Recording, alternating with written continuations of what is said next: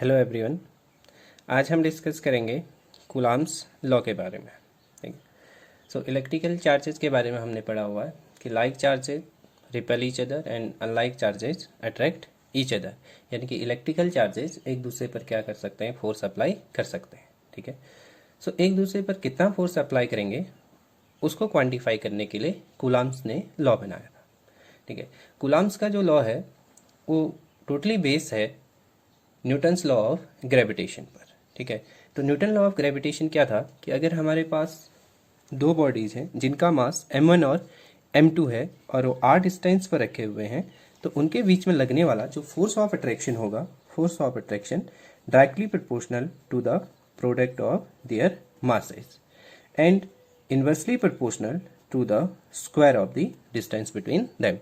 The force of attraction between two bodies is directly proportional to the product of their masses and inversely proportional to the square of the distance between them.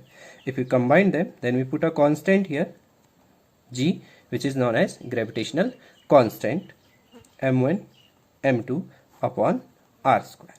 ठीक है। तो ये क्या है, Newton law of gravitation है। तो इसी को बेस बनाते हुए कूलॉम्स ने लॉ बनाया चार्जेस के लिए, क्योंकि चार्ज और मास दोनों ही मटेरियल की क्या है, कैरेक्टरिस्टिक है। सो जिस तरीके से एक मास दूसरे मास पर फोर्स लगा सकता है, उसी तरीके से चार्ज भी फोर्स क्या कर सकते हैं, अप्लाई कर सकते हैं। सो कूलॉम का कहना ये था कि अगर हम दो चार्ज लेते हैं Q1 और Q2 और उनको अगर हमने r डिस्टेंस पर रखा हुआ है, then the force of attraction and repulsion between the two charges is directly proportional to the product of their charges and inversely proportional to the square of the distance between them. यहाँ पर masses लिया था तो यहाँ पर क्या लेना है, चार्जेस को लेना है। ठीक है। Inversely proportional to the square of the distance between them. अगर हम इन दोनों को क्या करें, कंबाइन करेंगे, सो कंबाइन करके हम इस तरीके से लिख सकते हैं Q1 Q2 upon R square, Q1 Q2 upon R square. ठीक है। So this is known as the Coulomb's law. Okay. So तो इसका स्टेटमेंट क्या है, according to this law the force of attraction और repulsion between any two point charges is directly proportional to the product of charges and inversely proportional to the square of the distance between them. ठीक है। जो force of attraction और force of repulsion होगा किन्हीं दो point charges के बीच का, वो डायरेक्टली प्रोपोर्शनल होगा प्रोडक्ट ऑफ देयर चार्जेस और इनवर्सली प्रोपोर्शनल होगा square of the distance between them. ठीक है। तो इसमें एक छोटा सा पॉइंट आया, पॉइंट चार्जेस। ठीक है।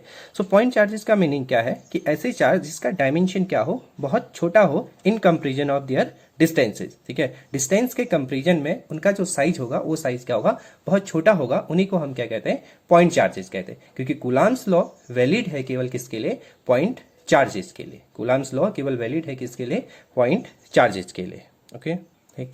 अगर हम इन दोनों को कंबाइन करेंगे, इक्वेशन नंबर 1 और इक्वेशन नंबर 2 को अगर हम कंबाइन करेंगे, so F directly proportional to Q1 Q2 upon R square, Q1 Q2 upon R square. अगर हम इसको इक्वेट करेंगे तो यहाँ पर एक कांस्टेंट आता है जिसको हम कहते हैं Coulomb constant, C Q1 Q2 upon R square, Q1 Q2 upon R square. C is known as Coulomb constant.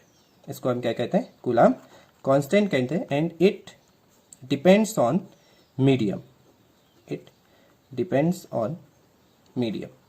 ये मीडियम टू मीडियम क्या करेगा, वेरी करेगा। ये मीडियम टू मीडियम क्या करेगा, वेरी करेगा। ठीक है। तो अगर हमारे पास दो चार्जेस हैं Q1 और Q2, मान लो ये दोनों कैसे हैं, पॉजिटिव हैं। ठीक है। दोनों ही चार्जेस कैसे हैं, पॉजिटिव हैं। तो ये वाला जो प्लस Q1 है, ये Q2 को क्या करेगा, रिपेल करेगा इस डायरेक्शन में, इस पर फोर्स लगाएगा। मान लो कितना फोर्स लगाया, F फोर्स लगाया। उसी तरीके से Q2 भी Q1 पर फोर्स लगाएगा, किस डायरेक्शन में, इस डायरेक्शन में, और ये भी कितना फोर्स लगाएगा, F फोर्स लगाएगा। दोनों ही एक दूसरे पर क्या लगाएंगे, इक्वल अमाउंट ऑफ फोर्स लगाएंगे। ठीक। अगर इनकी जगह पे हम अगर एक निगेटिव और एक पॉजिटिव चार्ज लेंगे तो फोर्स कैसा होगा, अट्रैक्शन का होगा। अगर हम एक नेगेटिव और एक पॉजिटिव लेंगे तो फोर्स कैसा होगा, अट्रैक्शन का फोर्स होगा। ठीक है। Now this C is known as Coulomb constant and it is depends on the medium. ये किस पर डिपेंड करता है, मीडियम पर डिपेंड करेगा। ठीक है।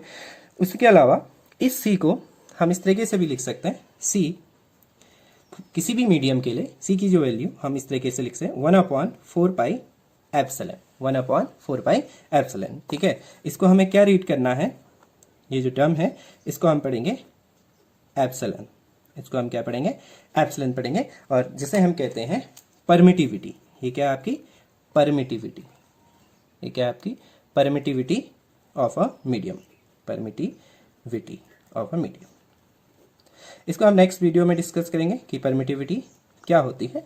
ठीक है, किस तरीके से मीडियम पर क्या करेगा, डिपेंड करेगा, ये कैरेक्टरिस्टिक है मीडियम की। ठीक है, इसको नेक्स्ट टॉपिक में हम डिस्कस करेंगे। Okay, for free space, for free space, for free space, free space के लिए हम कूलाम कांस्टेंट को इस तरीके से लिख सकते हैं, C is equal to 1/4 pi epsilon naught. इसको हमें क्या पढ़ना है, एप्सिलॉन नॉट पढ़ना है। ठीक है, ये एप्सिलॉन नॉट क्या है, permittivity of free space, permittivity of free space, permittivity of free space. Okay, अब अगर हम इस C की वैल्यू रखें तब फोर्स को हम क्या लिख सकते हैं, force is equal to 1/4 pi epsilon naught Q1 Q2 upon R square. ठीक है, तो ये क्या बना, Coulomb's force for a free space. ये किसके लिए है, फॉर फ्री स्पेस के लिए,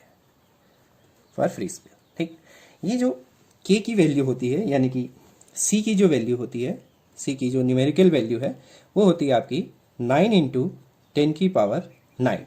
C की जो वैल्यू है वो कितनी है, 9 × 10⁹, यानी कि C equal to 1/4 pi epsilon naught, 1/4 pi epsilon naught. ठीक, और एप्सिलॉन नॉट की जो वैल्यू होती है वो होती है आपकी 8.85 × 10⁻²। ठीक है, इसकी यूनिट अभी हम बनाएंगे, उसके बाद यूनिट हम यहाँ पर लिख लेंगे C और एप्सिलॉन नॉट की। ठीक, तो C की वैल्यू है 9 × 10⁹ और एप्सिलॉन नॉट की वैल्यू होती है 8.85 × 10⁻²। अब हम डिस्कस करते हैं unit and dimension of C की क्या यूनिट होगी और उसकी क्या डायमेंशन होगी। ठीक है, हमारे पास फॉर्मूला है फोर्स का, F is equal to 1/4 pi epsilon naught, यानी कि उसी को हम क्या लिखते हैं, C Q1 Q2 upon R square. ठीक है, तो यहाँ से अगर हम C को आइसोलेट करेंगे तो C को हम क्या लिख सकते हैं, F R square upon Q1 × Q2। ठीक, तो यूनिट बनाएंगे तो फोर्स की यूनिट क्या होती है, न्यूटन, R की यूनिट डिस्टेंस है यानी कि मीटर, और उसका क्या होगा स्क्वायर, और चार्ज की यूनिट क्या होती है, कूलाम × कूलाम यानी कि कूलाम स्क्वायर। तो हम इसको क्या लिख सकते हैं, न्यूटन मीटर स्क्वायर पर कूलाम स्क्वायर। ठीक, तो यूनिट क्या बनी, न्यूटन मीटर स्क्वायर पर कूलाम स्क्वायर।